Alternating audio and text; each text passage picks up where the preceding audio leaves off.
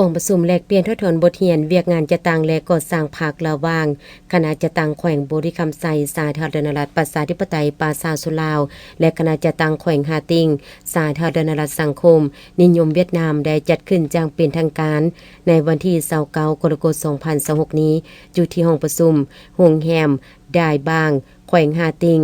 ฝ่ายแขวงบริคำไซน้ำโดยทานเพชรสมัยไสญาธิจักคณะประจำพรรคแขวงหัวหน้าคณะจะตั้งแขวงฝ่ายแขวงหาติงน้ำโดยทานางเจืองแทงเวียนคณะประจำพรรคแขวงหัวหน้าคณะจะตั้งแขวงพร้อมโดยคณะผู้แทนทั้งสองแขวงเข้าร่วมกองประชุมได้แลกเปลี่ยนมากผลในการจะตั้งปฏิบัติแผนการเกี่ยวกับการพัฒนาเศรษฐกิจสังคมและการจะตั้งปฏิบัติเวียกงานจะตั้งก่อสร้างพรรคในระยะผ่านมาพร้อมทางแลกเปลี่ยนทดลบทเรียนในคงเขตเวียกงานจะตั้งก่อสร้างพรรคของสองแขวงสองฝ่ายเห็นดีเป็นเอกภาพลงนามในบทบันทึกความเข้าใจ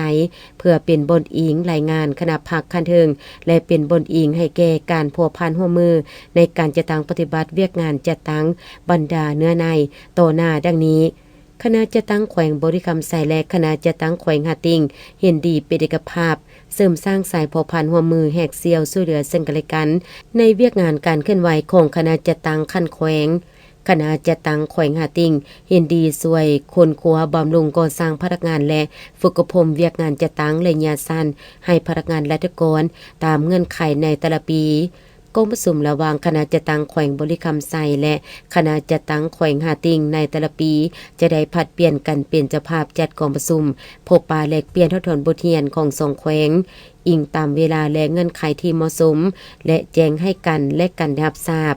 โดยพันแผนกการต่างประเทศของสองแขวงบทบันทึกฉบับนี้สร้างขึ้นเป็น2ฉบับประกอบมี2ภาษาลาวและภาษาเวียดนามแต่ละฉบับมีเนื้อในคุณค่าด้านกฎหมายเท่าเทียมกัน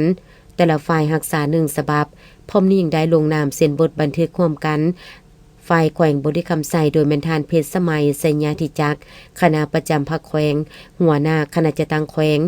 ฝ่ายแขวงหาติงโดยแม่นท่านนางเจินเทงเวียนคณะประจำพรรคแขวงหัวหน้าคณะจะตั้งแขวงและมอบของควรที่ระลึกให้ซึ่งกันและกันนำอีก